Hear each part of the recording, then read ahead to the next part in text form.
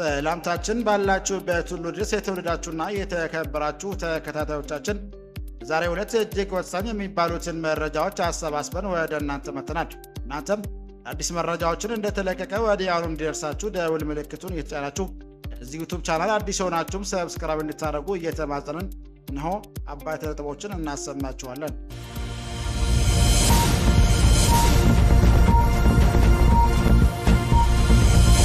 በኬንያ ማንዴራ ግዛት የሚኖሩ ከ300 በላይ ኢትዮጵያውያን ወደ ሀገር ሊመለሱ ነው ተባለ። ኬንያ ማንዴራ ግዛት የሚኖሩና የደቡብ ኢትዮጵያ ተወላጆች የሆኑ ከ300 በላይ ኢትዮጵያውያን እስከ የካቲት 5 ቀን 2018 ዓ.ም ድረስ አካባቢውን ለቀው እንዲወጡ መታዘዛቸውን የአካባቢው ባለስልጣን አስታወቀ። ታደምጡታላችሁ። ኢጋድ ከ2 ዓመታት ገዳ በኋላ ሱዳን ወደ ቀጠናዊ ስብሰባ መመለሷን በደስታ ተቀበለ። ምስራቅ አፍሪካ የልማት በይነ መንግስታት ድርጅት ኢጋድ ሱዳን በድርጅቱ ውስጥ ሙሉ ተሳትፎዋን ለመቀጠል የወሰደችውን ውሳኔ በደስታ የተቀበለ ሲሆን እርምጃውንም የቀጠናዊ አንድነትና ትብብርን ለማጠናከር የሚረዳ ትልቅ እርምጃ ነው ሲል ገልጿል። በዝርዝር ትሰሙታላችሁ።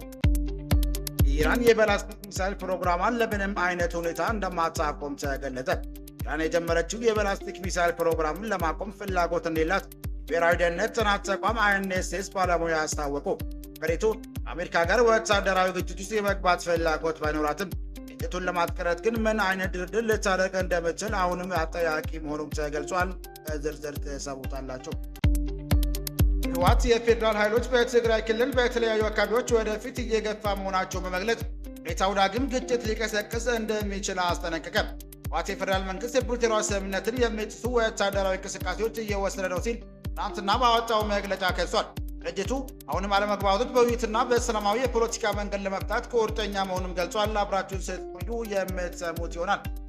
አድማጭ የቻናላችን ቤተሰቦች ሰብስክራይብ ያላደረጋችሁ እንድታደርጉ እያልን እነዚህና ሌሎች ያሰባሰብናቸውን መረጃዎች ይዘን ቀጥታ በዝርዝርና በትንታኔ ወደምንመለከተው አቀናን።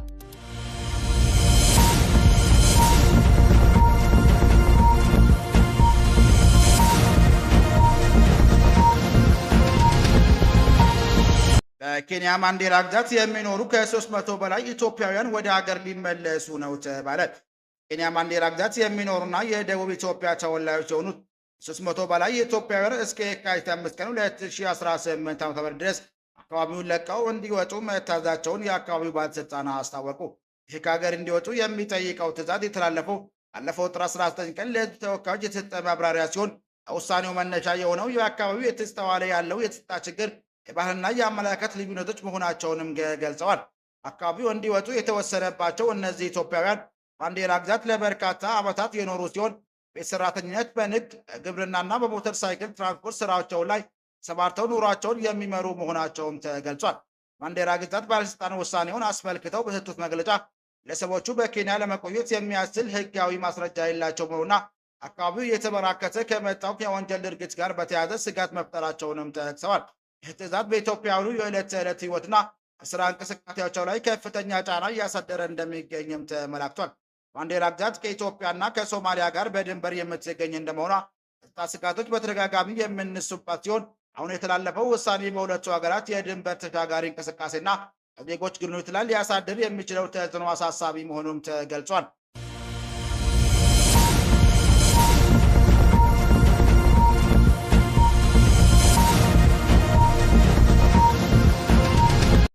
ኢጋድ ከ2 ዓመት ገዳ በኋላ ሱዳን ወደ ቀጠናዊ ስብሰባ መመለሷን በደስታ ተቀበለ።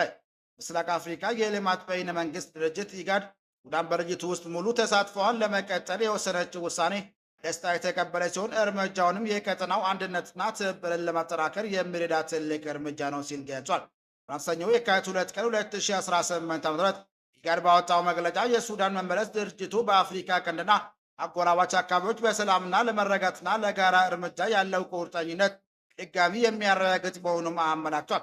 ኢጋድ ዋና ጸሐፊ ወርቅነህ ገበየሁ ሱዳን እንደ መስራች አባልነቷ በድጋሚ ተሳትፏን መጀመሯ ኢጋድን የአንድነትና እንደሚያጠናክረውና ቀጠናው የጋራ ቅድሚያ የሚሰጥባቸው ጉዳዮች የመፍታት አቅሙን እንደሚያሳድገውም ተናግሯል። ዋና ጸሐፊ በመግለጫው የሱዳን መመለስ ቀጠናዊ ትብብርን ለሰላም መረጋጋትና ለትብብር ያለውን የጋራ ቁርጠኝነት በድጋሚ ማረጋገጫ ነው ብለዋል። ወርቅነህ ገበየሁ ለወቅታዊ የኢጋድ ሊቀመንበር የጅቡቲው ፕሬዝዳንት እስማኤል ኡመር ጌሌ ላሳዩት አመራርና ይሁዳ ወደ ድርጅቱ እንድትመለስ ለተደረገው ሂደት በሰጡት መመሪያ ምስጋናቸውንም አቅርቧል።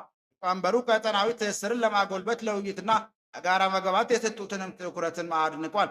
ኢጋድ አሁን ወቅት በሀገሪቱ ውስጥ ለቀጠናው ፈታኝ ግጭት ሰላማዊ መፍትሄ መፈለግ ከሱዳን ጋር በቅርበት ለመስራት ዝግጁ መሆኑን የገለጸ ሲሆን ለሱዳን ሕዝብና ለሰፊው ቀጠናዊ መረጋጋትና ብልጽግናን ለማምጣት የሚደረጉ ጥረቶችንም እንደሚደግፍም አረጋግጠዋል።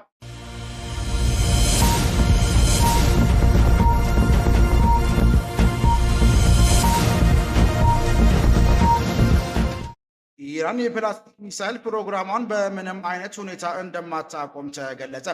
ኢራን የመጀመሪያዎቹ የፕላስቲክ ሚሳይል ፕሮግራም ለማቋም ፍላጎት እንደሌላት ብሔራዊ ደህንነት ጥናት ተቋም INSS ባለሙያ አስታውቋል። ሀገሪቱ አሜሪካ ጋር ወታደራዊ ግጭት ውስጥ የመግባት ፍላጎት ባይኖራትም ግጭቱን ለማስቀረት ግን ምንም አይነት ድርድር ልታደርግ እንደምትችል አሁንም አጠያቂ መሆኑም ተገልጿል። እንደ ባለሙያው ማብራሪያ የኢራን አስተዳደር የሚሳይል ፕሮግራሙን እንደ ሀገራዊ ደህንነትና ዋስትና የሚመለከተው በመሆኑ ይህንን አቋም በድርድር አሳልፎ የመስጠት ዕድሉ እጅግ አነስተኛ መሆኑም ታውቋል። ኢራን በቀጠናው ያላትን ወታደራዊ የበላይነት ለማስጠበቅ ሚሳይሎቿን እንደ ዋነኛ መሳሪያ እንደምትጠቀምባቸውም ተመላክቷል። ኢራን አሜሪካ ጋር የሚደረግ ቀጥተኛ ጦርነት ከፍተኛ ጉዳት እንደሚያስከትልባት ብታውቅም አቀቦቿን ለማስነሳት በሚደረጉ ንግዶች ላይ ግን ሚሳይል ጉዳይ ለድርድር እንደማይቀርቡም ተናግሯል። አሁን ወቅት ዋነኛው የዲፕሎማሲ ጥያቄ ኢራን ጦርነትን ለማስቀረት ስትል በሌሎች የፖለቲካ ጉዳዮች ላይ ምን ያህል ተለዋዋጭ አቋም ታሳይ ትችላለች የሚለው መሆኑም ተገልጿል። ኢራን አሁንም ወታደራዊ ትንኮሳዎችን በመከላከል ረገድ ያላትን አቋም እንደምትጠናከር ያስታወቀችው ሲሆን የአሜሪካ የዲፕሎማሲ ግፊትም ቴህራን ላይ የሚያመጣው ለውጥ በቅርበት እንደሚታይም ታውቋል።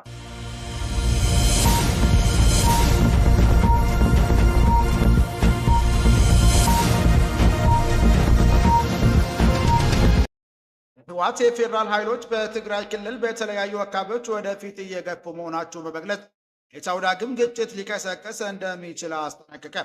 ህወሓት የፌዴራል መንግስት የፕሪቶሪያው ስምምነትን የሚጥሱ ወታደራዊ እንቅስቃሴዎችን እየወሰደ ነው ሲል ትናንትና ባወጣው መግለጫ ከሰተ። ድርጅቱ አሁንም አለመግባባቶች በውይይትና በሰላማዊ የፖለቲካ መንገድ ለመፍታት ቁርጠኛ መሆኑን ገልጿል።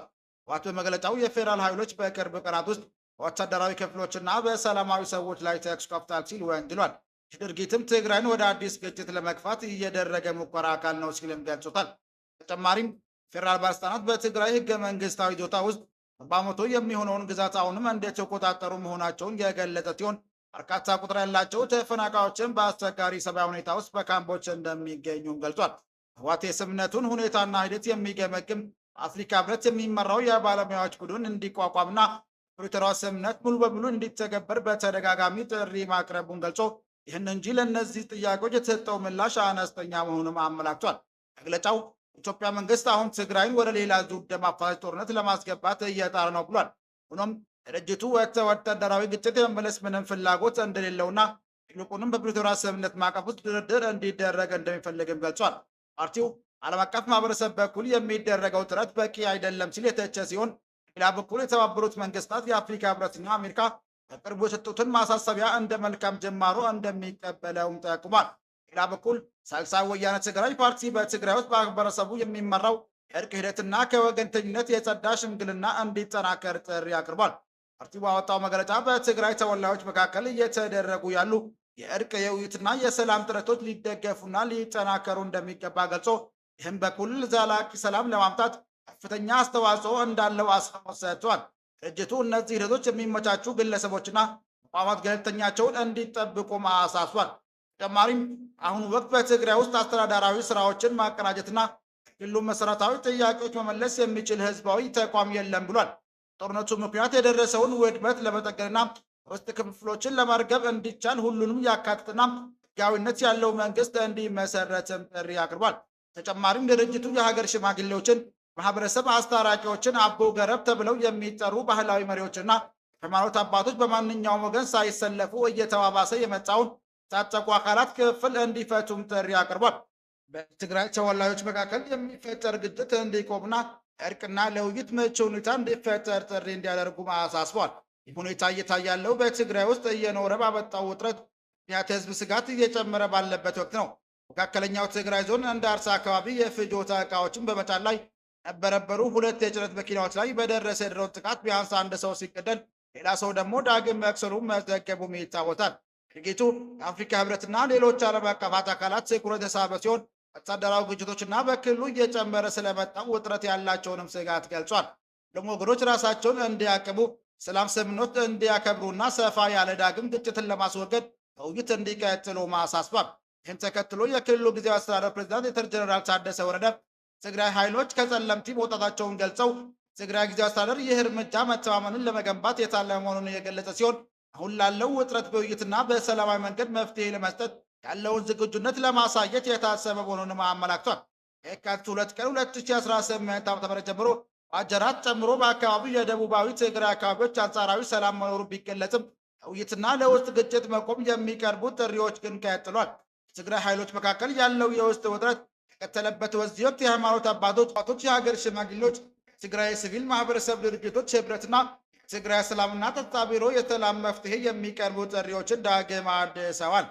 ክቡራን አድማጮቻችን ለዛሬ ያዘጋጀንላችሁ መረጃዎች ይህን ይመስል ነበር።